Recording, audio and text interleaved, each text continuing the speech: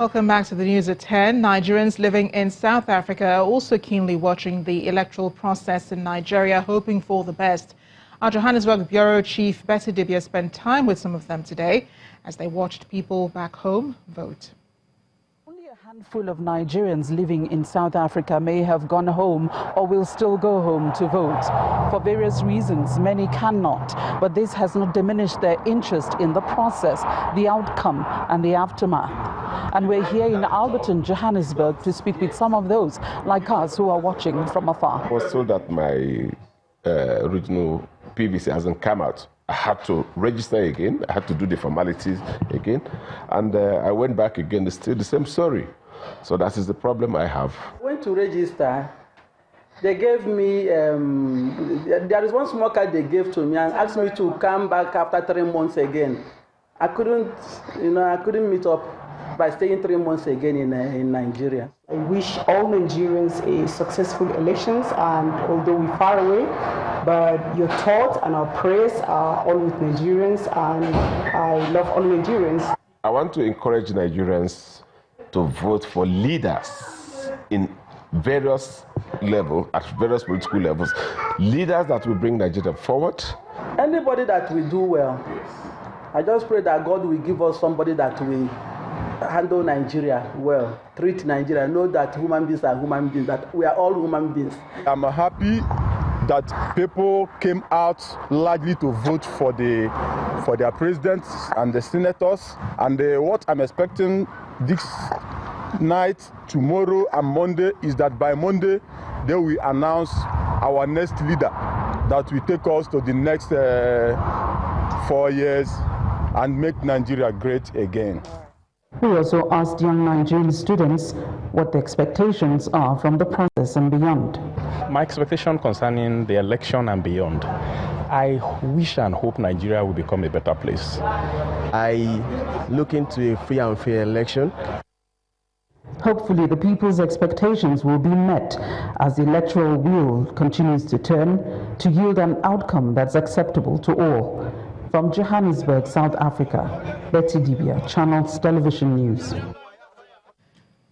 Those expectations are also high in the United States of America. Nigerians and Africans hoping the outcome of the polls turn out good and produce a leader Nigerians will be proud of.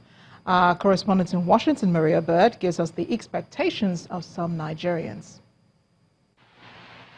Many Nigerians in the diaspora have their opinions on who should be the next president of Nigeria. As I look at the situation in Nigeria and looking at how the past 3 years has transitioned, well, I have hope, even though many Nigerians feel very disappointed by the candidates currently present, but I have hopes that Nigeria will rise to a higher position.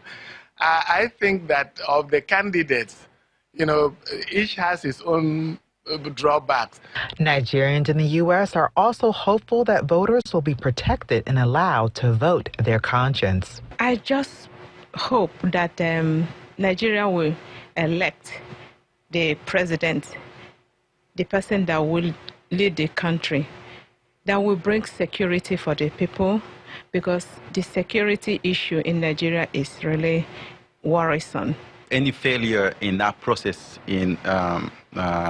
or democratic process in Nigeria will have a very big impact on how democracy is viewed across Africa.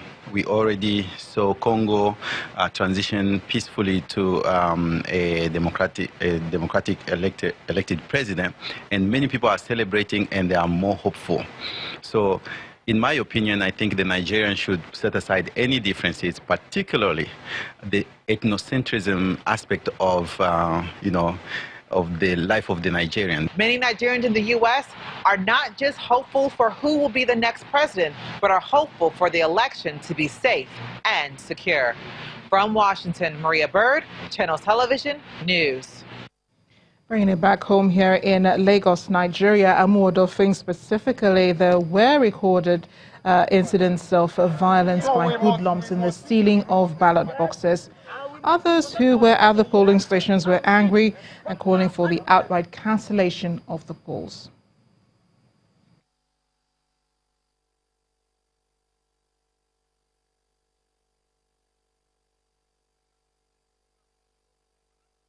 While we're recording some level of progress in other parts of Lagos, on the island and some highbrow area, we're also witnessing something that's not much pleasant as far as the voters are concerned.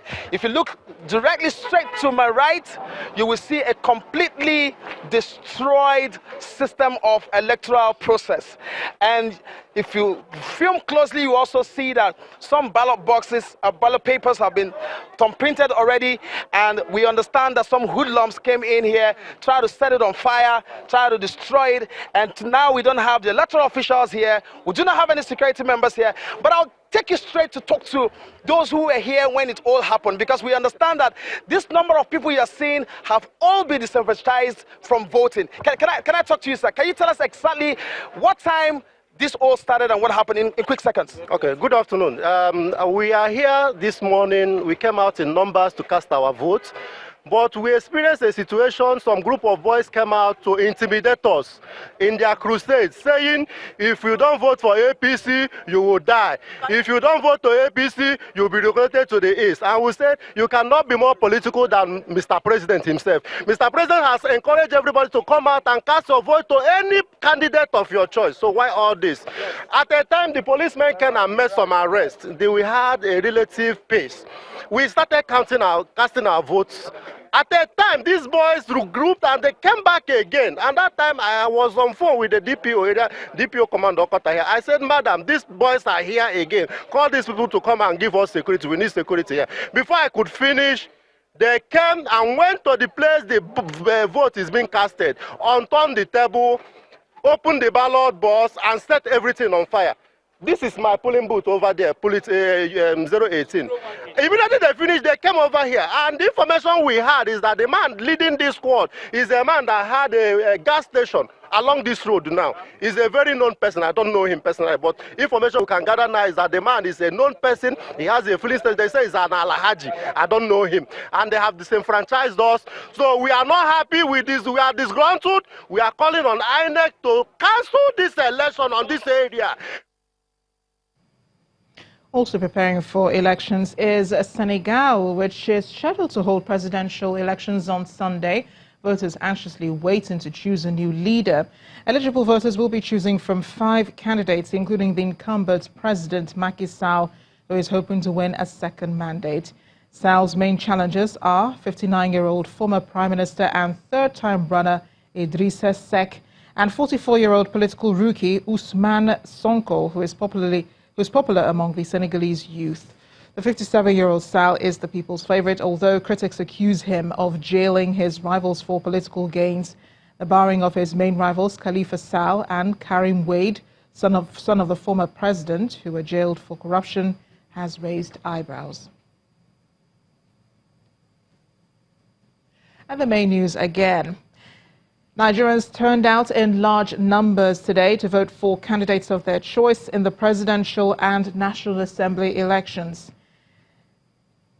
And in Rivers State, among other states where there was crisis, the army just confirmed in a statement that its troops were attacked by hoodlums, leading to the death of an officer and 6 of the attackers.